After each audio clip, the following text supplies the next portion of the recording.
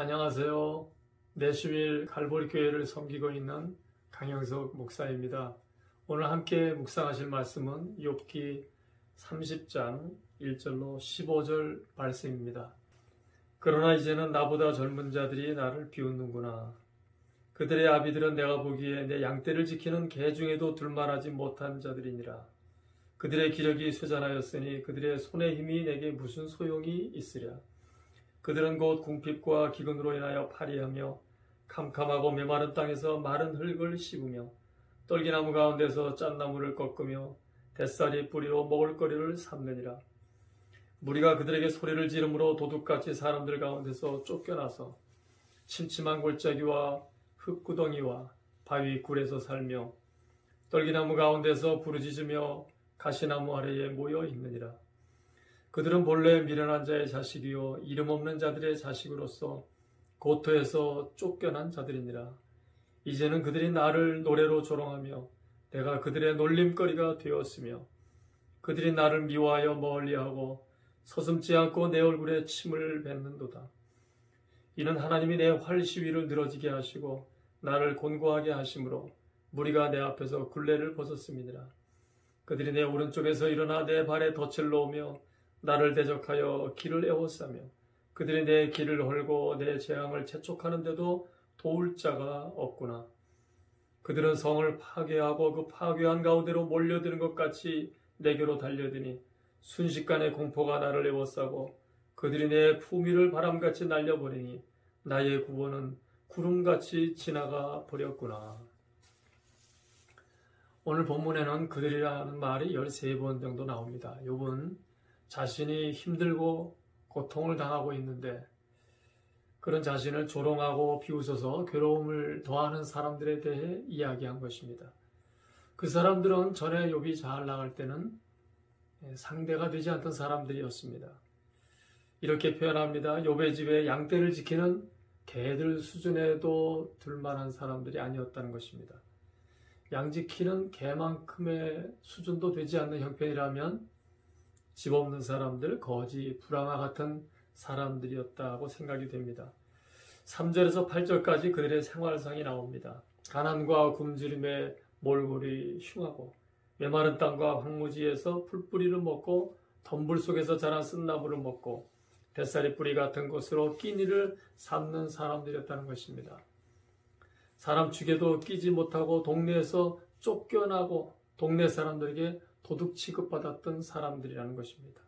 그래서 벼랑진 골짜기, 땅굴, 동굴에서 지내고 짐승처럼 덤불에서 웅크리고 자는 그런 사람들이었다는 것이죠. 그런데 지금 욥이 이제 반대 처지가 되었습니다. 처참한 몰골을 가지게 되었고 이제는 그들이 오히려 욥을 비웃고 조롱하고 심지어 얼굴에 침까지 뱉는 일을 당하는 것입니다. 얼마나 어려웠겠습니까? 더 나아가 욥이 그들을 피하려고 하면 가는 길을 막고 욥을 완전히 파멸시키려고 하는 그들을 통해서 욥은 슬픔과 괴로움을 감당할 수가 없었을 것입니다. 그래서 14절 15절에 세번역으로 보면 그들이 성벽을 뚫고 그 뚫린 틈으로 물밀듯이 들어와서 성난 파도처럼 달려들었다고 합니다. 그래서 욥은 두려워서 벌벌 떨고 욥이 갖고 있던 모든 좋은 것들은 다 사라지고 구원의 희망은 뜬구름 사라지듯 없어졌다고 고백합니다. 우리가 이 말씀을 읽으면서 가만히 생각해 보면 욥은 그야말로 절망 중에 절망이었다고 보여집니다. 당시 그 일을 겪은 욥은 어느 것 하나 소망을 가질 만한 것이 없었던 것입니다. 우리도 살아가면서 그런 일을 겪을 때가 있습니다. 완전 절망의 터널에 갇혀 빛이라고는 조금도 보이지 않는 그런 경험을 해볼 수 있습니다. 어떤 분들은 지금의 상황이 그럴지 모르겠습니다. 어려울 때도 괴로운 것은 내가 왜 이 어려움을 겪는지 이유를 알 수 없고 또 주변의 사람들은 내 사정도 알지 못한 채 죄가 많아서 죄 때문에 그런 일을 당한다 이렇게 이구동성으로 주변에서 말할 때 그 괴로운 말로도 할 수가 없습니다.